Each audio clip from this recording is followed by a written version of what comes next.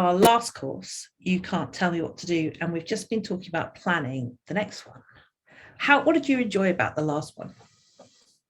I really enjoyed having regular time, actually, weekly, Yeah. a space to come together with other families who really wanted to explore how they could change the dynamics within their homes, and watching people talk about and work through where they were and how they could apply what we were talking about to their lives, and actually watching them change during the course of those 6 weeks. It was something quite special, actually. What did you think? Yeah, I thought so too. There was something really nice about seeing the same names each week. And also, I have to say, one of the things that made it really special for me was we got lots of emails with people giving us specific examples of how they put some of the things we talked about into practice in their families, and it had actually made a difference. And that was just amazing. It was a really great feeling that, wow. And there was something so nice about seeing the people. They're coming up on the screen every week, and it really felt a bit like we got to know them. Yeah, I agree. It felt like a really good space to be together and to grow together in that place. And I'm certain that that's a culture that we are going to carry on into our next course, which is You Can't Teach Me Anything. Oh yes, so that's our next course. It's going to be on Sunday evenings again, isn't it? 7:30 till 9, 6 sessions. So is this the same course again, Heidi, or is it different? That's a really good question. It's a really good complementary course to the last one that we did. So You Can't Tell Me What to Do was focusing on our whole family dynamics, and the ethos that we create in our homes, and how we manage multiple characteristics and personalities within our families. This one is going to be specifically focusing on self-directed education with children who have a really strong sense of autonomy, hence the title, You Can't Teach Me Anything. So is there anything about the children? So these are the children who, when you say, look, I found this really cool thing we could do, they're really likely to say, nope, sorry, I've got a much better idea. I'm going to do my thing instead. Is that right? So those are the kids we're talking about. Or completely ignore you, or tell you to be quiet. They'll be very obvious in their refusal or their sort of disengagement in your active suggestions, teaching and suggestions, anything that might look like you are trying to steer or purposefully guide. They're the ones who've got this amazing antennae for picking up an adult agenda of control. All you need to do is walk into a room and they know that you're going to try and get them to do something, and they're like, no, thank you very much. So really, the kids who just have got this amazing power, and I think they have got amazing power because they're often the children who lead their families to a different way of learning. And I've seen this so many times with all the families I work with, and not just the families I work with, because obviously as a psychologist, I work with lots of families, but also with the families that I know from my own life as a home educating mother, that you see that these are the children who basically are creating change for their families because they're leading the way and they're saying, nope, I'm not going to accept these silly agendas you've got. I know what I want and I want you to do it my way. And that's incredible. When families take that on, it's like a transformative experience, I think, for so many families, but it's often painful, as lots of transformative experiences are. Well, I think that's one of the reasons we wanted to do the course, because we both recognise from our own experience, sort of personally, and from our lives with other home educated families, for me personally, and my work with home educated families, is we recognise how special it is to have children that actually say no and who are really autonomous and really motivated, like self-motivated, to do things the way that they want to and the way that they choose to, but equally recognising that that's quite an undertaking, and really different to how we maybe as parents expected school or education to look like.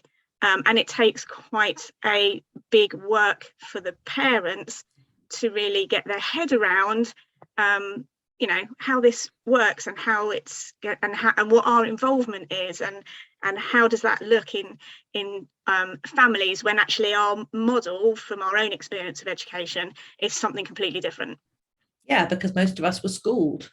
Yep. When we went to school, we learned that this is how you do things. And then it can be really challenging for many of us when we have a child who says, no, this isn't how I do things. This isn't how I'm going to do things. And I think lots of parents are left feeling quite de-skilled because they feel the way they imagine things were going to be is not the way it's going to be. And I think about these children often as those who will not accept second best. I thought this about my own children I still think about it, but certainly when they were younger, there was absolutely no way they were going to accept some poor quality, shoddy, controlling from other. It had to be the best. And I think that's something that's really exciting about the way that I think self-directed education can really be so powerful, but also so exciting for families and for young people as well. Yeah. And that's, I think, what I'm hoping to share in the course. Yeah, so I was going to ask, what are we hoping to provide in the course that's going to support parents as they sort of explore this new and exciting way of being with their children and helping them to learn and grow? So basically, we're going to have 6 sessions, and each session will follow the same kind of rhythm. We usually have a bit of a presentation, then we have small groups, so you get a chance to meet other families in the same position, really. Then we'll have a conversation or a Q&A, and then we'll usually have an activity to do over the week. So something that will ask parents to go away and try out and do differently.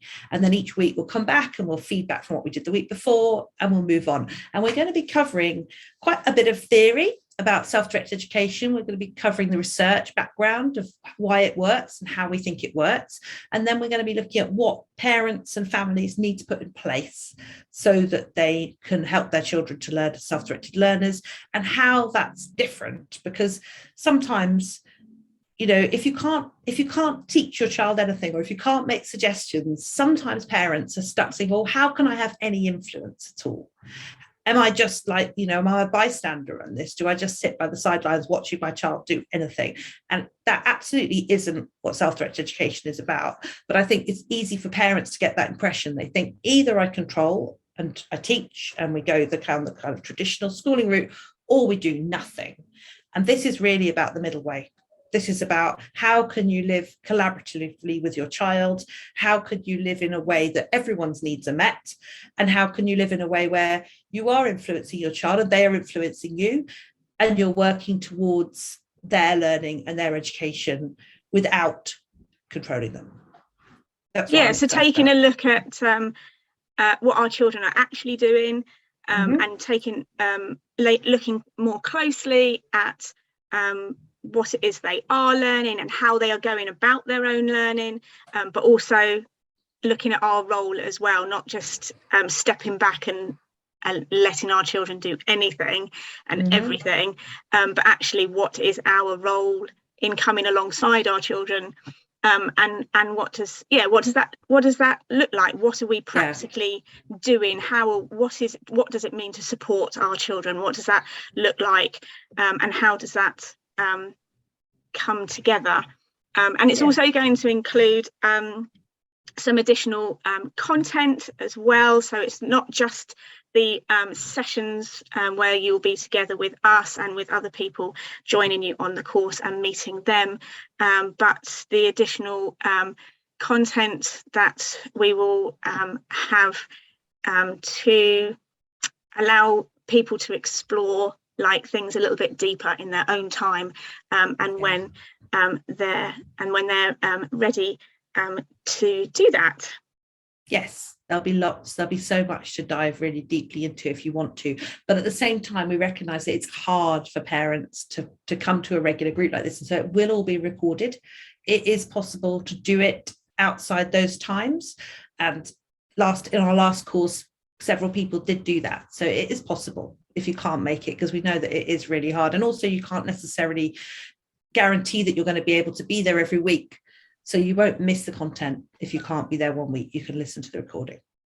Absolutely. And even being at joining us during the weekly sessions, people have the opportunity to do that in a way that they feel comfortable with as well. So it's we're sort of demonstrating a self-directed model almost, in that these things are here for people to access, but they can do so in their own time, at their own pace, and in a way that's comfortable for them, hopefully. That's the intention. Yes, exactly. So like with the breakout groups, you can join the breakout groups, but if you can't participate, that's fine.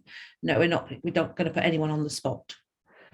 Okay. Excellent. Is there anything else that you think we should mention? I think it's really important to mention that to join the course, they need to sign up on Eventbrite, and there will be a link to that in the comment section under this video or on our website, which is nurturingneurodiversity.org, and they can find out more and sign up from there. Brilliant. Okay. Really looking forward to it. Thank you, Naomi. Bye.